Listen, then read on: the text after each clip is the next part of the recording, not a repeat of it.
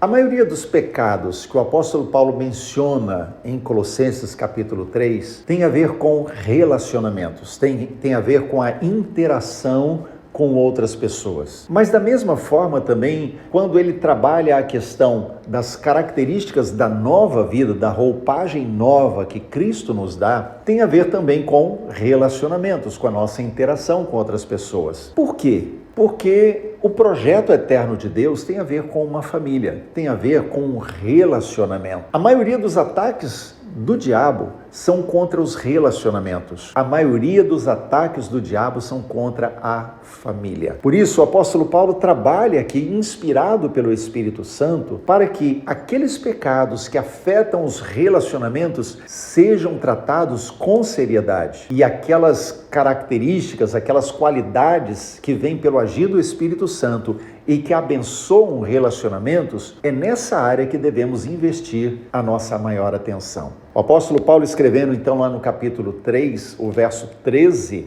de Colossenses, ele diz: suportai-vos uns aos outros, perdoai-vos mutuamente, caso alguém tenha motivo de queixa contra outrem. Assim como o Senhor vos perdoou, assim também perdoai vós. Veja que aqui, para ele conduzir essa observação, esse ensino divino sobre relacionamentos, ele usa duas palavras que são essenciais nos relacionamentos: a palavra suportar e a palavra perdoar. Suportar não é naquele sentido negativo de eu tenho que suportar aquela pessoa que é intragável, aquela pessoa que é chata, eu tenho que suportar ela. A ideia de suportar aqui é ser suporte. Ora, ser suporte, eu não preciso ser suporte para quem é forte, para quem tem saúde, para quem está bem.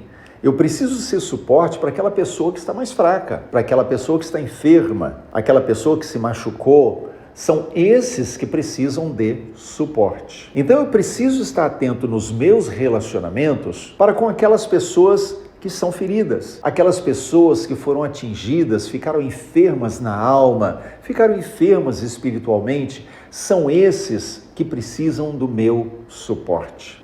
O grande problema é que a maioria dos crentes, a maioria das pessoas, quer que o outro seja igual a ele mesmo. Ou seja, eu quero que o outro seja igual a mim.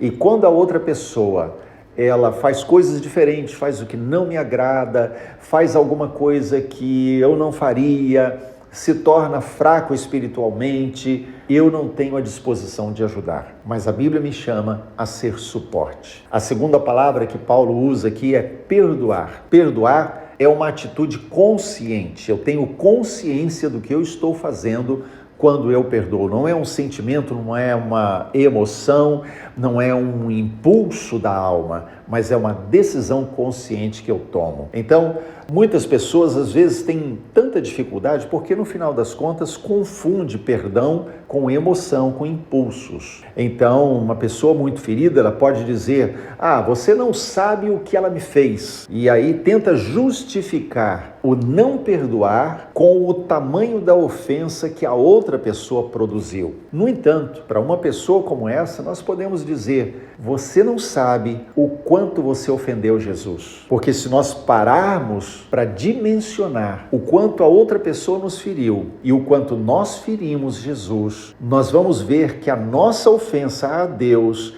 é infinitamente maior do que a ofensa que a outra pessoa nos causou. Então eu não tenho como comparar. E aí eu entendo quando a Bíblia está me chamando a perdoar como Deus em Cristo me perdoou. Ele não me pediu nada em troca, ele simplesmente decidiu me perdoar. Então, lembre-se sempre, perdão não é uma emoção. A Bíblia diz que o coração é enganoso. Perdão é uma ação, é uma atitude. E o texto está dizendo que eu tenho que perdoar, ou seja, ter uma atitude consciente, assim, da mesma maneira como Cristo me perdoou. E ele me perdoou porque me amou, ele me perdoou porque ele decidiu, mesmo sendo uma ofensa infinita, ele decidiu muito mais do que eu tenho decidido em relação a outros. Ele decidiu liberar o perdão para mim. Por isso, eu posso perdoar qualquer pessoa, ser suporte e perdoar